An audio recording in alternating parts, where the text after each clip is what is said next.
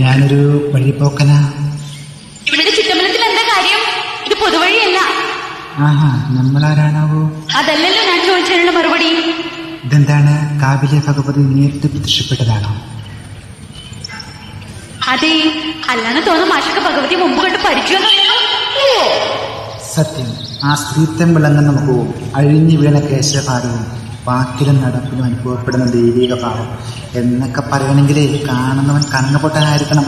ഇത് വെള്ളരിക്കണ്ടത്തിൽ കണ്ണേറ് പോലെ വെച്ച പോലെ കൊലത്തെ അടിച്ചോലിക്കാരിയാ.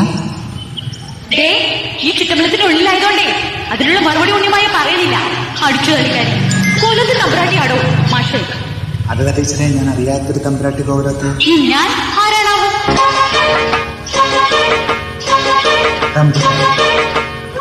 കണിമംഗലം കോവിലത്തെ ജഗന്നാഥ